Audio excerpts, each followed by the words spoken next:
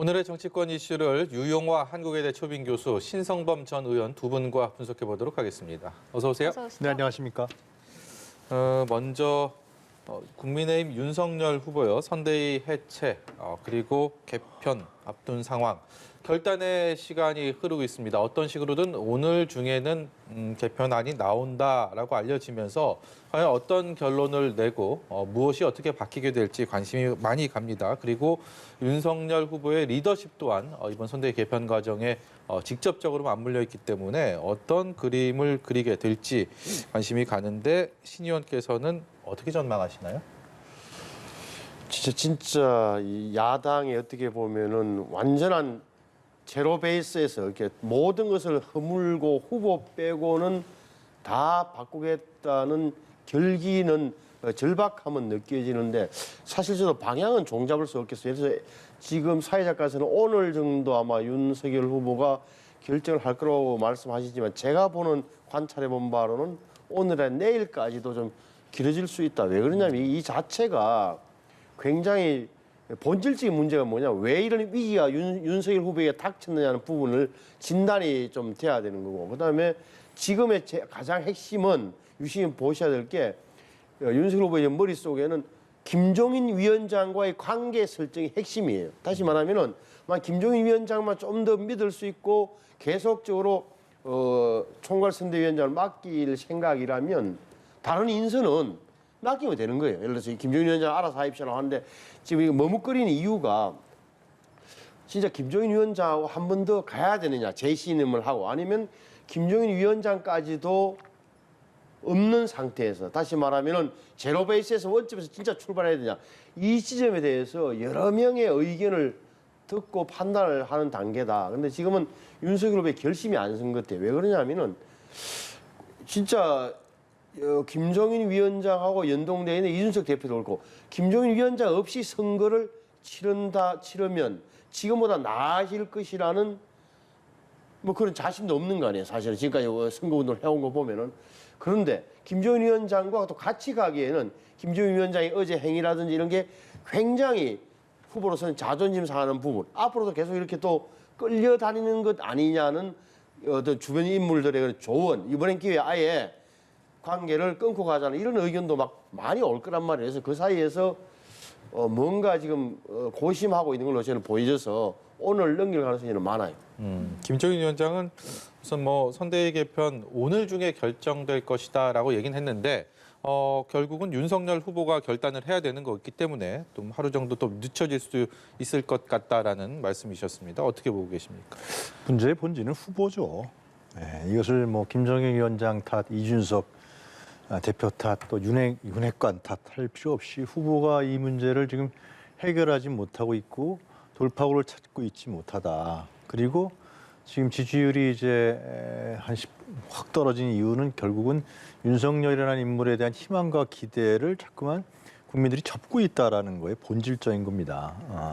오죽하면은 그 김정인 위원장이 연기하면 된다 그러지 않습니까? 그 얼마나 모욕적인 말입니까? 그러면 국민들이 대통령 연기하는 사람 찍어야 되는 거고, 대통령 돼서도, 혹여 대통령 돼서도 대통령 연기하는 그 국정 운영의 능력을 믿어야 되는 겁니까? 이준석 대표도 오죽하면 그런 얘기를 했어요. 속내 같은데요, 두 사람 다.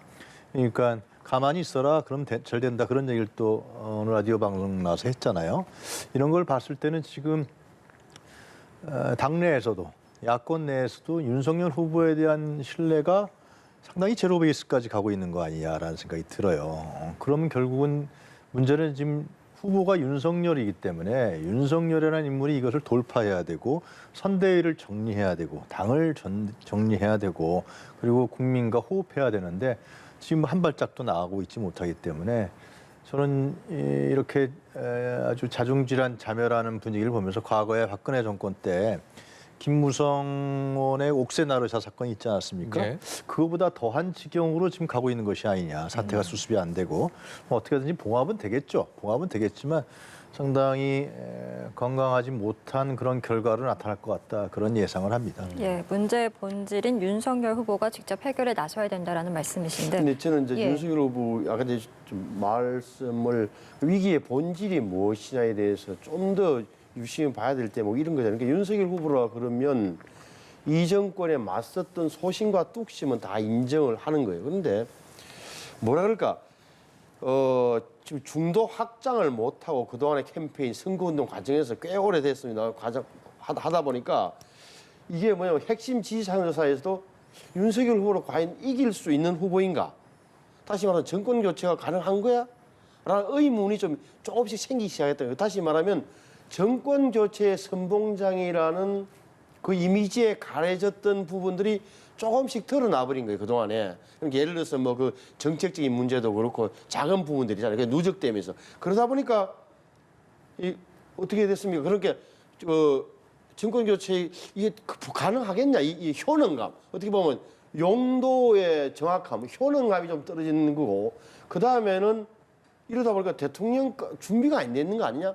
요런 정도까지 와가지고 중도성이 이탈했단 말이에요. 그러면은 해결책은 거꾸로 가야 될 거 아니에요. 예를 들어서 좀 더 대통령 후보답게 보인다든지 좀 준비가 돼 있음을 보여야 되는데 제가 보는 견지에서는 뭐 김종인, 이준석 카드를 버리고 새롭게 독자적인 나만의 윤석열만의 홀로서 싸움을 할 때 이 부분이 커버가 가능하냐? 다시 말하면 중도층까지 아우르면서 뭔가 선거동을 이끌어갈 만한 능력과 의지와 그런 주체적 역량, 조직적 역량을 담보할 수 있느냐 이 부분에 대해서 제가 볼 때 좀 더 윤석열 후보가 다시 한번 원점에서 고민을 해줘야 돼요. 이 위기의 본질에 대해서.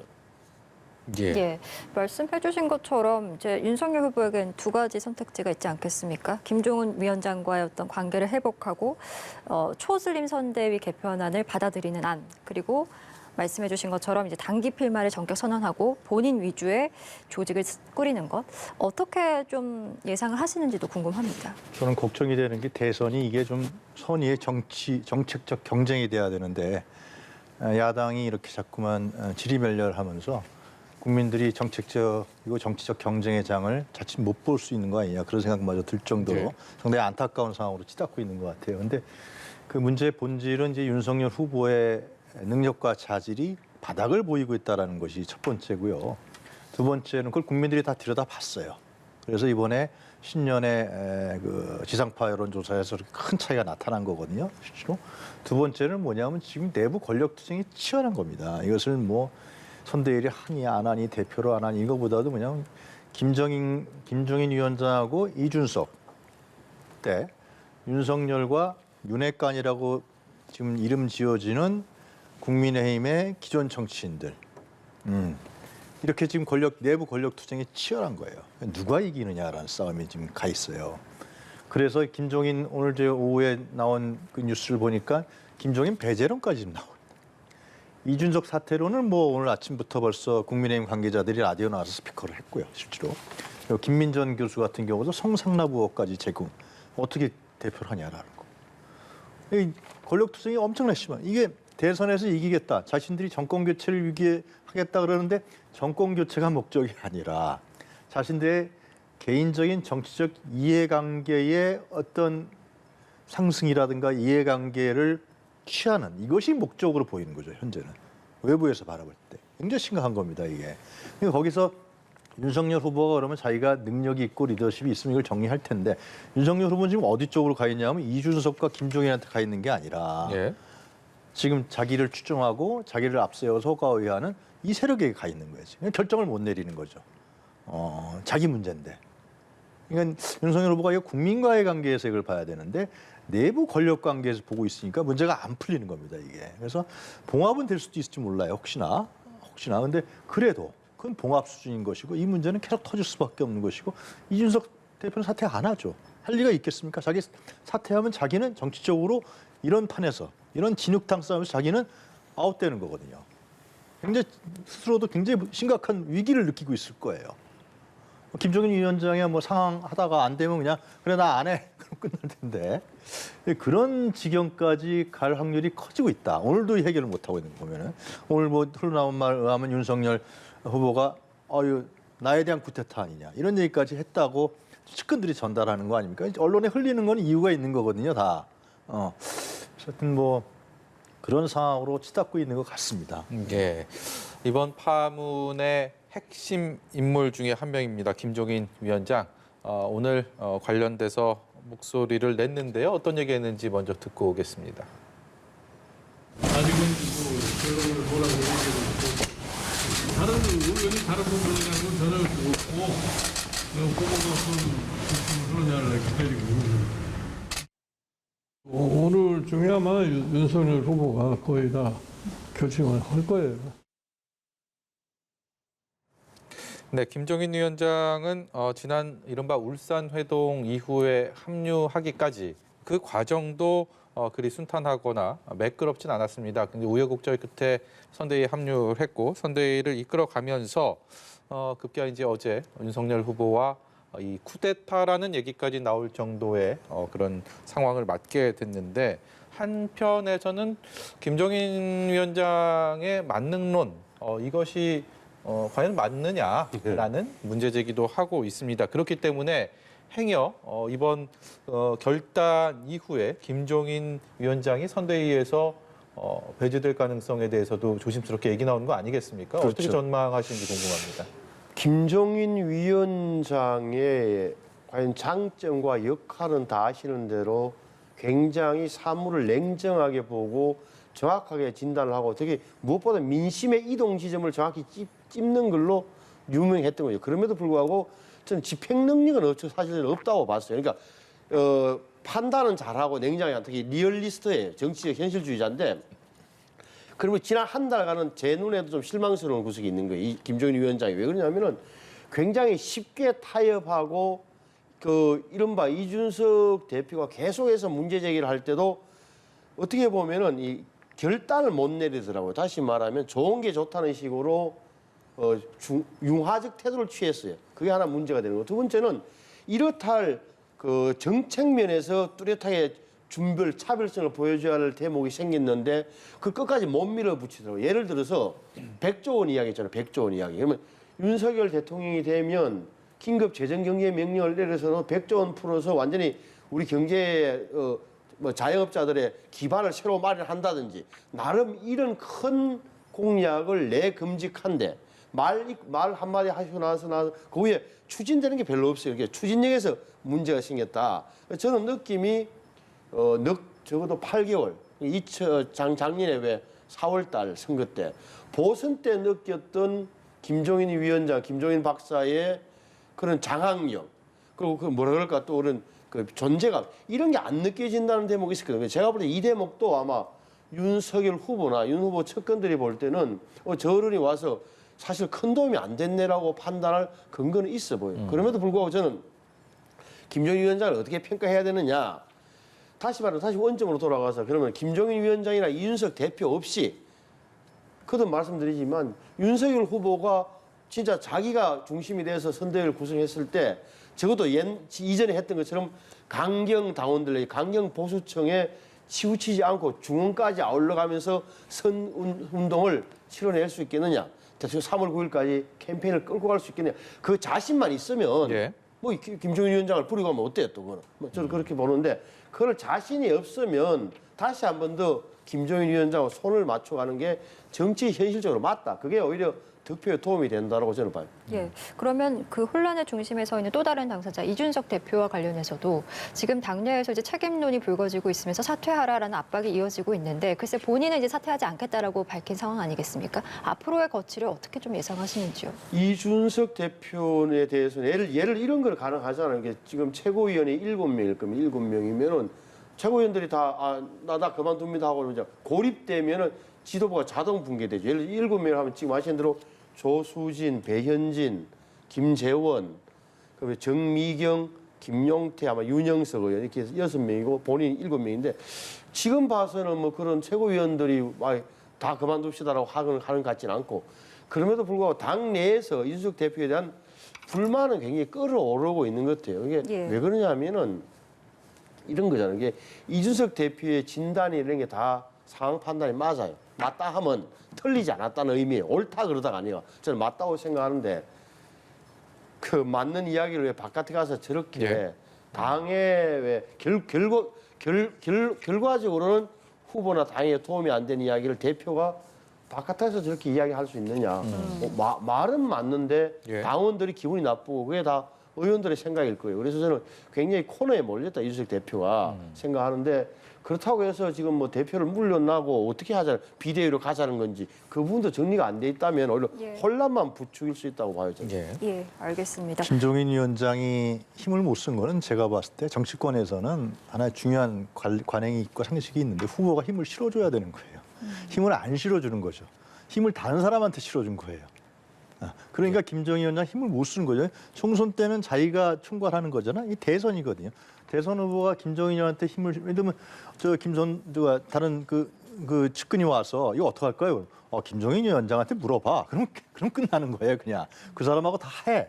근데 그걸 안 하는 거죠. 니네들이 알아서 해 잃어버리는 거죠. 예.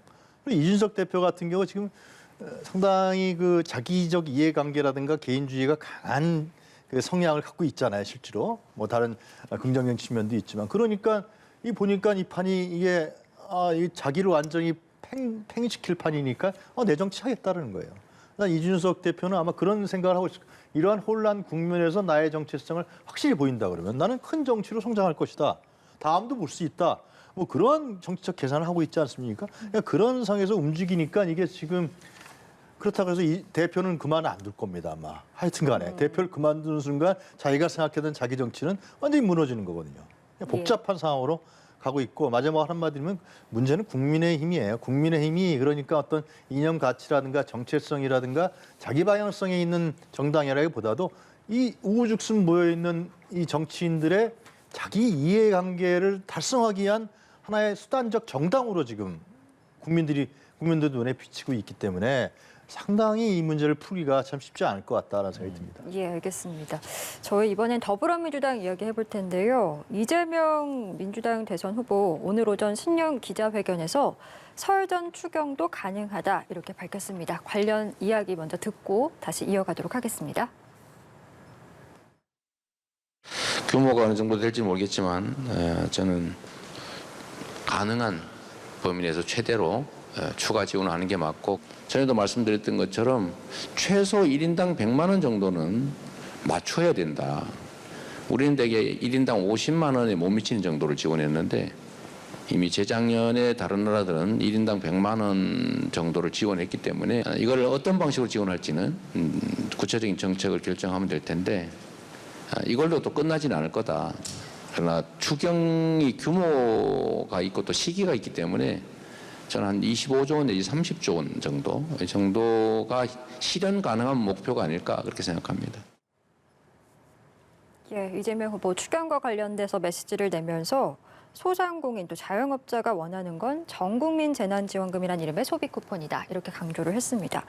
설전 추경 그리고 전국민 재난지원금을 다시금 언급한 것, 그 가능성에 대해서 어떻게 보시는지도 궁금합니다. 오늘 한 이야기는 그거잖아요. 이렇게 국회에서 추경 편성을 논의해 달라고 여야 정당에 공식 요청한다 이거잖아요. 국회에서 논의를 해달라니까. 그러니까. 근데 설전에 시기도 정했더라고요. 설전에 했으면 좋겠다. 규모는 25조 원에서 30조 원이다. 왜 그러냐?